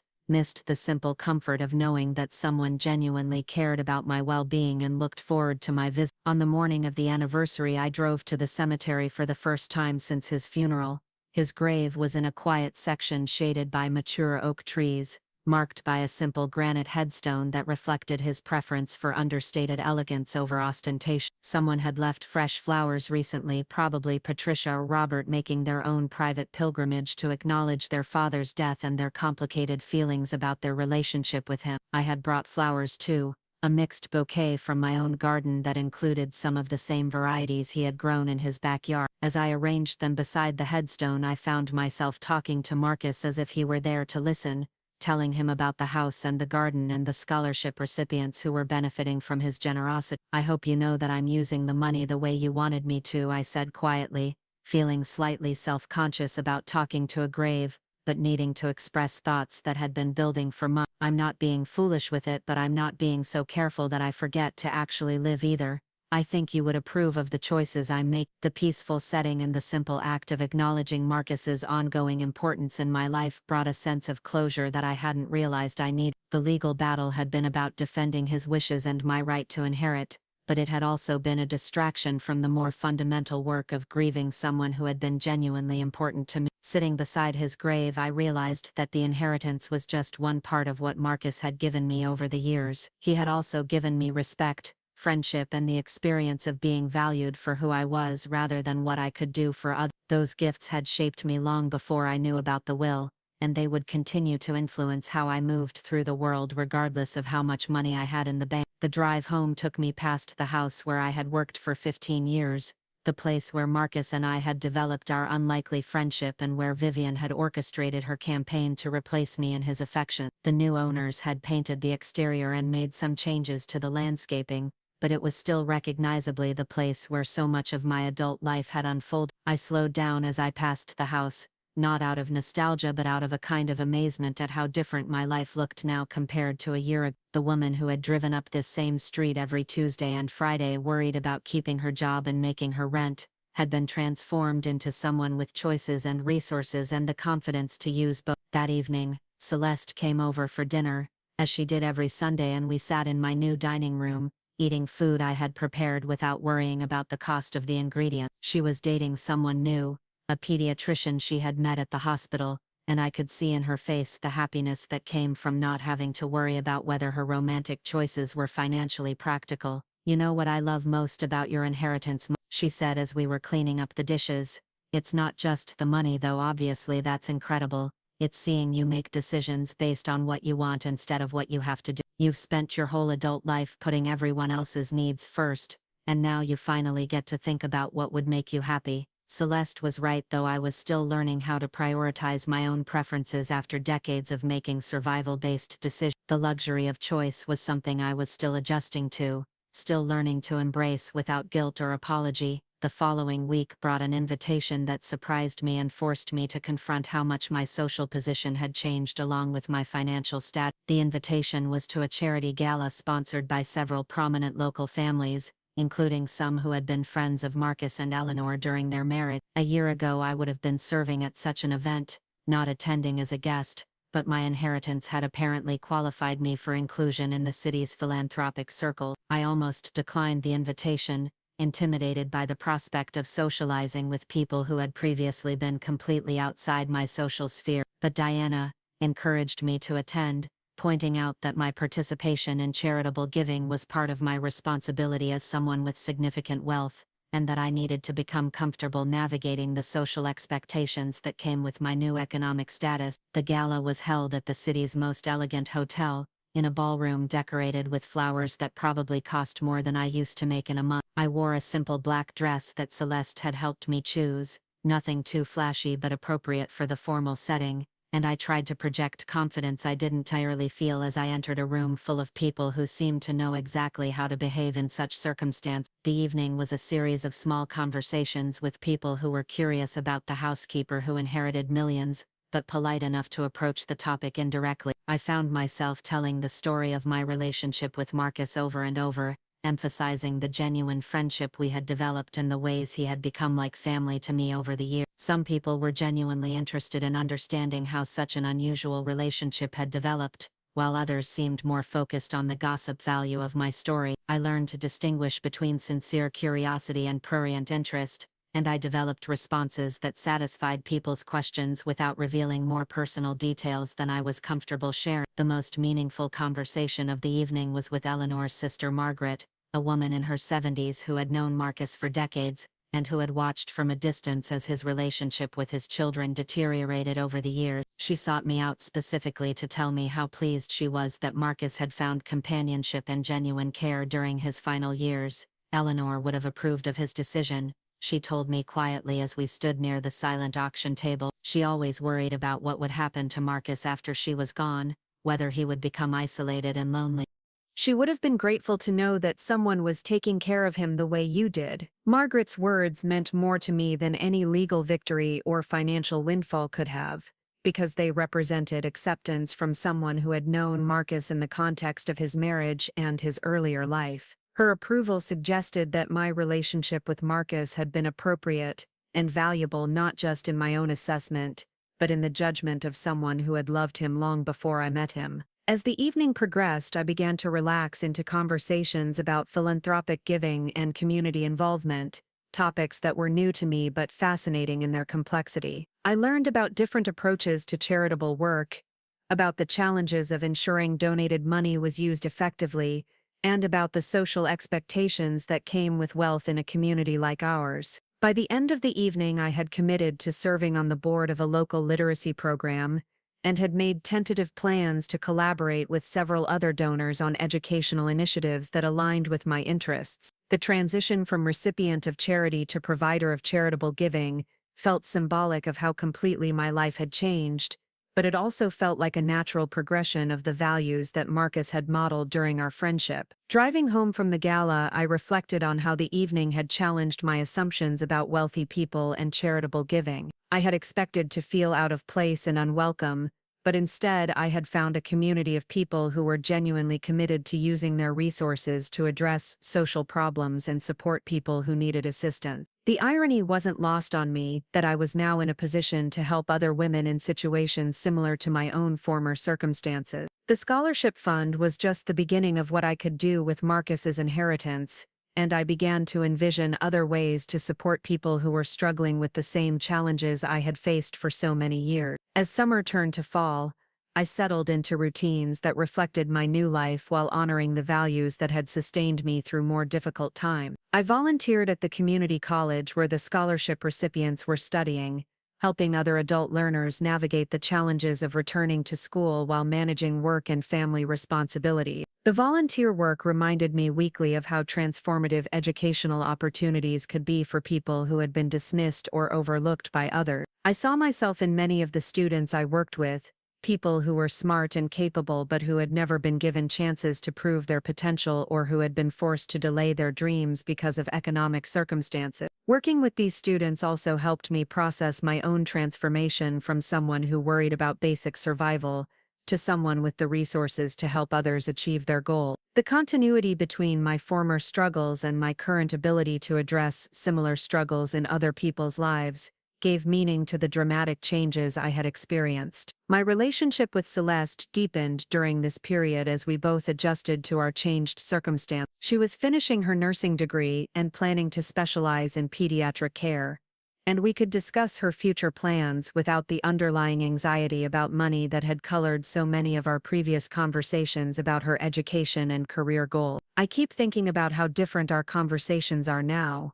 she told me one evening as we were planning her graduation celebration. "For so many years, every decision I made had to be filtered through the question of whether we could afford it. Now we can actually talk about what I want to do with my life without constantly worrying about the financial implications." Celeste's observation captured something important about how poverty had shaped both of our thinking for so long. The constant pressure of financial insecurity had forced us to make decisions based on survival rather than aspiration, and the removal of that pressure had freed us to imagine possibilities that had previously been beyond our reach. The first Christmas in my new house was both joyful and bittersweet, marked by abundance I had never experienced but shadowed by Marcus's absence from a holiday he had always enjoyed. I decorated the house with care, hanging lights and arranging garlands with the same attention to detail I had once brought to preparing Marcus and Eleanor's home for their holiday celebration. Celeste and her boyfriend joined me for Christmas dinner along with several neighbors I had gotten to know over the months since moving into the neighborhood. The table was set with china I had been able to afford for the first time in my life, and the meal included dishes I had prepared without calculating the cost of ingredients or worrying about whether I was being too extravagant. During dinner, I found myself thinking about Marcus and wondering what he would have made of the gathering in his honor. He had always enjoyed meeting new people and hearing their stories, and I thought he would have approved of the mix of generations and backgrounds represented around my table. As the evening wound down and my guests prepared to leave, Celeste pulled me aside for a private conversation that had clearly been on her mind for some time. "Mom," she said, "I've been thinking about something, and I want to ask you about it before I make any decision. Josh has been talking about proposing, and I want to make sure you know that when I get married, it won't change how important you are to me or how much I appreciate everything you've done for me." I could see that Celeste was worried about how her changing life might affect our relationship, concerned that marriage might somehow diminish the close bond we had maintained through all the challenges of the past year. Her concern touched me deeply and reminded me of how much our relationship had been shaped by the knowledge that we only had each other to rely on. "Sweetheart," I said, hugging her tightly, "the best thing about having enough money now is that I don't need you to take care of me anymore. You can make decisions about love and marriage based on what will make you happy rather than what feels safe or responsible. That's what I want for you." Celeste cried a little as she processed this assurance, and I realized that she had been carrying concerns about my welfare that were no longer necessary, but that had become habits formed during years when my financial stability had depended partly on her help and support. As the new year began, I reflected on the profound changes that had transformed my life over the past 18 months. The journey from worried housekeeper to secure inheritor had been challenging in ways I never could have anticipated, but it had also revealed strengths and possibilities I hadn't known I possessed. The legal battle had forced me to articulate my worth and defend my right to Marcus's generosity, but the more important battle had been internal, learning to accept that I deserved the security and opportunities his inheritance had provided. After decades of making do with less, of accepting other people's assessments of my limitations, I was finally learning to embrace abundance without guilt and to make choices based on preference rather than necessity. Marcus's inheritance had given me more than money. It had given me proof that love and loyalty were valuable, that genuine relationships could transcend social and economic boundaries, and that sometimes the most important family connections were the ones we chose rather than the ones we inherit. The knowledge that someone had valued me enough to entrust me with his life's work had transformed not just my bank account, but my understanding of my own worth and potential. Standing in my garden on a cold January morning, planning the flowers I would plant when spring returned, I felt grateful not just for the material security Marcus had provided, but for the example he had set of treating people with dignity regardless of their social status. His friendship had taught me that I deserved respect and consideration, lessons that had sustained me through the legal challenges and that continued to influence how I navigated my new life. The woman who had worried about keeping her job and paying her bills had been replaced by someone with choices and resources, and the confidence to use both generously. But the values that had made me worthy of Marcus's trust, the loyalty and genuine care that had characterized our friendship, remained unchanged. If anything, my new circumstances had given me more opportunities to practice those values, to extend to others the kind of support and encouragement that had meant so much to me during my years of struggle. As I planned the year ahead, choosing which charitable causes to support and which educational initiatives to fund, I carried with me the knowledge that every dollar I spent honored not just Marcus's memory but the relationship we had built together. His inheritance had given me the power to transform other people's lives, the way mine had been transformed, and that responsibility felt both daunting and deeply meaningful. The scholarship recipients who would benefit from my giving, the students I worked with at the community college, the neighbors who had welcomed me into their community, they were all part of the continuing story that Marcus had made possible. His decision to trust me with his wealth had created ripples that would extend far beyond my own life, touching people he had never met but who would benefit from the values he had lived by and the friendship he had treasured. In quiet moments, I still missed our conversations, and his gentle humor, still felt the absence of someone who had genuinely cared about my thoughts and experience. But I also felt his presence in every generous choice I made, every opportunity I created for someone else, every time I chose to see potential where others saw limitation. The inheritance he had given me was more than money. It was a legacy of believing in people who deserved better than they had received, and I intended to honor that legacy for the rest of my life. The spring of my second year in the new house brought unexpected complications that tested my growing confidence in ways I hadn't anticipated. A phone call from an investigative journalist named David Chen changed everything when he explained that Vivian Carmichael had been running similar schemes with other elderly men across multiple states, and my case might be crucial to establishing a pattern that could help protect future victims. "I've been tracking Miss Carmichael's activities for months," David explained during our initial conversation.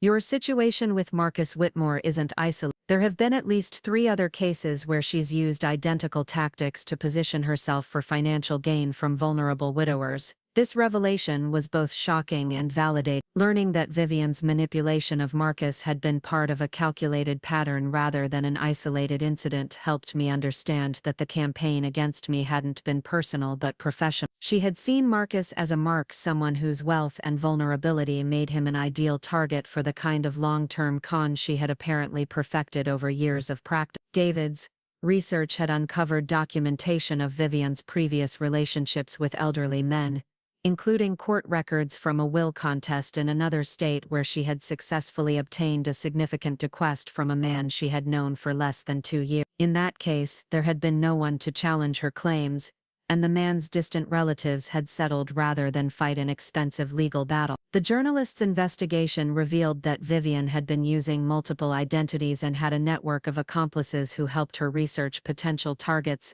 and create convincing cover stories about her background. The level of sophistication involved in her operations was staggering, suggesting that she had been running this type of con for much longer than anyone had realized. David asked if I would be willing to go on record about my experiences with Vivian and the tactics she had used to manipulate Marcus. He explained that my testimony could be crucial to helping authorities build cases against her for fraud and elder abuse, and that speaking publicly might encourage other victims or their families to come forward. The decision to participate in David's investigation was difficult because it meant reliving the painful period when I had watched Vivian systematically erase me from Marcus's life. But I realized that staying silent would allow her to continue victimizing other vulnerable people, and that Marcus would have wanted me to help protect others from the kind of manipulation he had experienced. The article that resulted from David's investigation was published in a major newspaper and quickly picked up by other media outlets across the country. The story detailed Vivian's pattern of targeting elderly men, described the sophisticated methods she used to gain their trust and isolate them from other relationships, and included my account of how she had manipulated Marcus and attempted to prevent him from maintaining his friendship with me. The media attention was intense but ultimately positive, with most coverage focusing on the broader issue of elder fraud rather than the sensational aspects of my inheritance. The article positioned me as someone who had courageously fought back against a predatory scheme, rather than as a housekeeper who had somehow manipulated her way into a fortune. The publication of the story had immediate consequences for Vivian. Within days of the article's appearance, authorities in 3 different states announced investigations into her activities, and several other families came forward with similar stories about her attempts to insert herself into their elderly relatives' lives. More importantly for me, the article definitively cleared my name of any suggestion that I had manipulated Marcus or taken advantage of his vulnerability. The evidence David had gathered showed conclusively that Vivian had been the predator in the situation, and that my relationship with Marcus had been exactly what I had claimed it was, a genuine friendship built over years of mutual respect and affection. The vindication felt profound, not just because it cleared my reputation but because it confirmed that my understanding of my relationship with Marcus had been accurate all along. The legal victory had established my right to his inheritance, but the journalistic investigation had validated the emotional truth of our friendship and the sincerity of his decision to include me in his will. The story also brought me into contact with other people who had experienced similar situation, including adult children whose elderly parents had been targeted by con artists and caregivers who had been falsely accused of manipulation when they were actually the ones protecting their employers from predatory behavior. One of the most meaningful connections I made during this period was with a woman named Helen Morrison, whose father had fallen victim to a scheme very similar to Vivian. Helen reached out to me after reading the article, and her story was heartbreakingly familiar.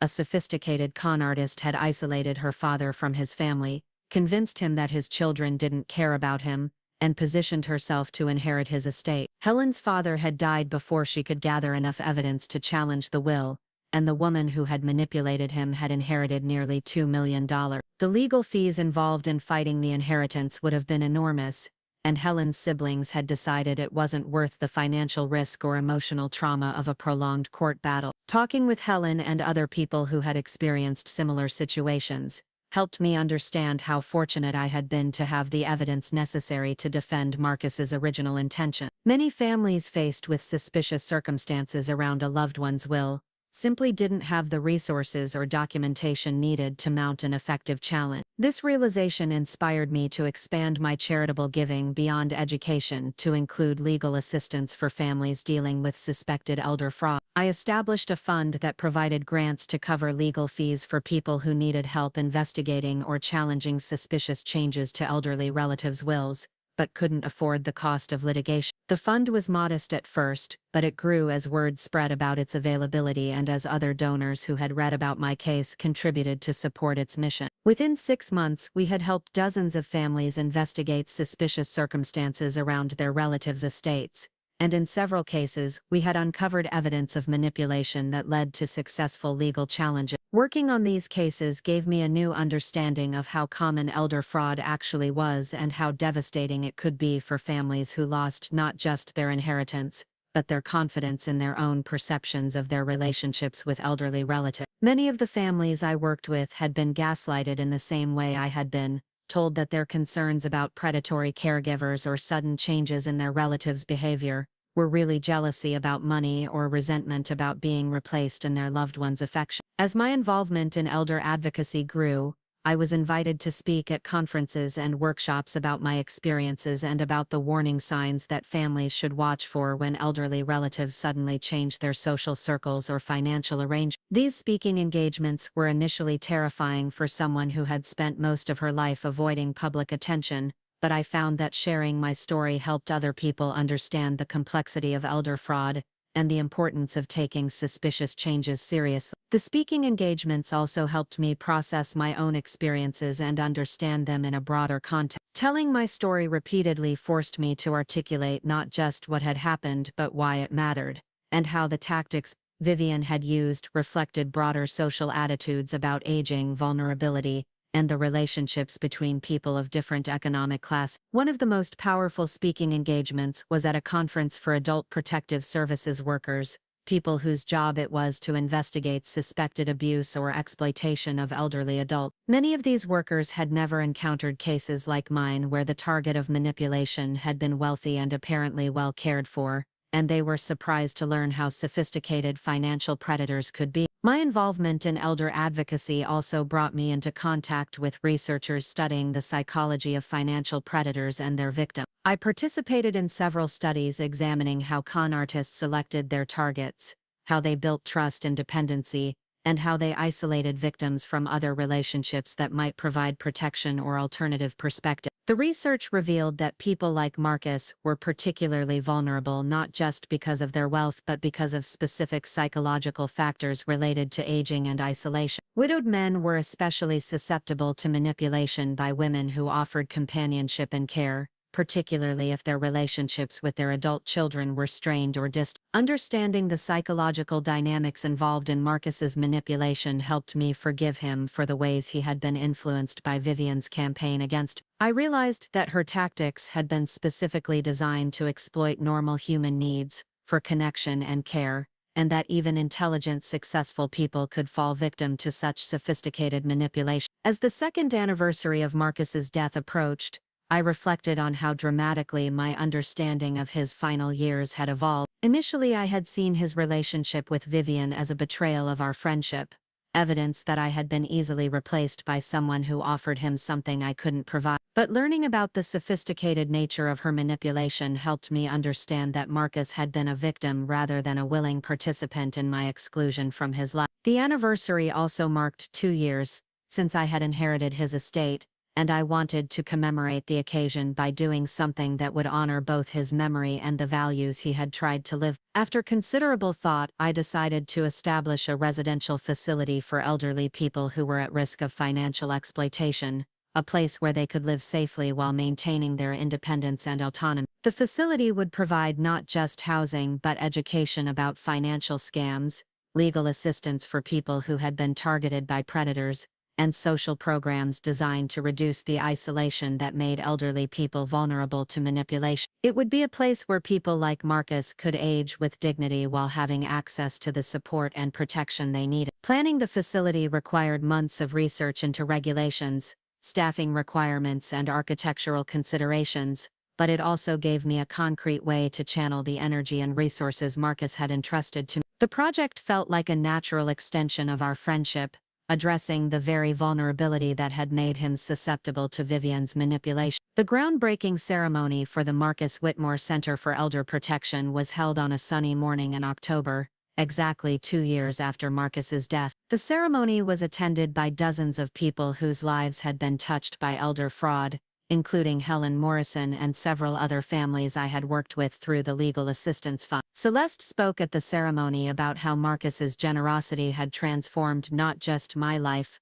but the lives of everyone who would benefit from the programs and services the center would provide. Her words captured something important about how individual acts of kindness and recognition could create ripple effects that extended far beyond the original relationship. The ceremony also included remarks from David Chen, the journalist whose investigation had exposed Vivian's predatory behavior, and from several attorneys who had worked on elder fraud cases. Their presence emphasized that the center represented more than just my personal tribute to Marcus.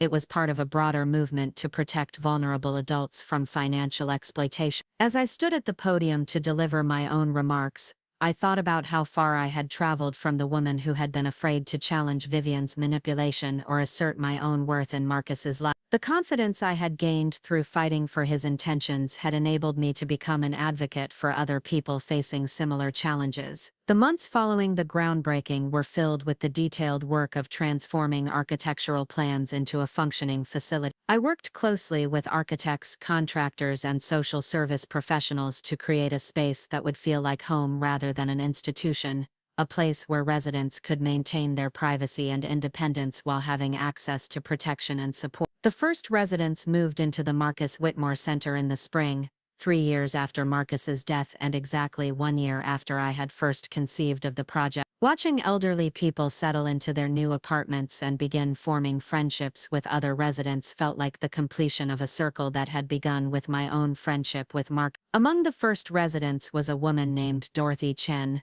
the elderly mother of the journalist who had investigated Vivian's crimes. Dorothy had been living alone in a large house where she had become increasingly isolated and vulnerable to telephone scams and door-to-door sales tactics. Her son had been worried about her safety but reluctant to pressure her into moving to a traditional assisted living facility. The center also became a resource for adult children who were concerned about elderly parents, but didn't know how to address potential signs of exploitation without seeming controlling or paranoid. We offered family education programs that taught people how to have difficult conversations about financial safety and how to recognize the difference between normal aging and cognitive changes that might create vulnerability. The success of the center attracted attention from other communities that wanted to replicate our model, and I found myself consulting on similar projects across the country. The work was demanding but deeply satisfying, providing concrete evidence that Marcus's inheritance was creating exactly the kind of positive impact he would have wanted. As the center celebrated its first anniversary, I reflected on how much my understanding of family loyalty and worthiness had evolved since the day I overheard Marcus telling his lawyer that he wanted to leave me his entire estate. The journey from that moment of shock to this celebration of community and protection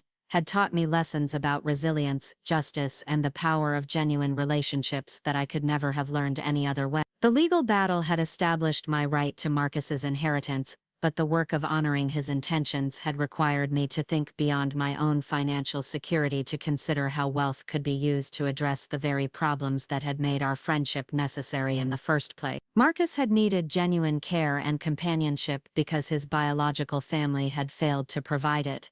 Now I was working to ensure that other elderly people would have access to authentic community and protection. Celeste had graduated from nursing school and was working in pediatric care, but she volunteered at the center regularly and had developed particularly close relationships with several of the residents. Her involvement in the center's activities reflected her understanding that the inheritance had created opportunities not just for financial security but for service and connection. As I prepared for bed that night in the house that Marcus's generosity had made possible, I felt a deep sense of gratitude not just for the material security I now enjoyed, but for the opportunity to live a life of purpose and impact. The scared housekeeper who had hidden in the kitchen while Vivian planned my exclusion from Marcus's life had been replaced by someone with the confidence and resources to protect other vulnerable people from similar exploitation. The transformation hadn't been easy or automatic. It had required me to learn new skills, challenge my own assumptions about my limitations,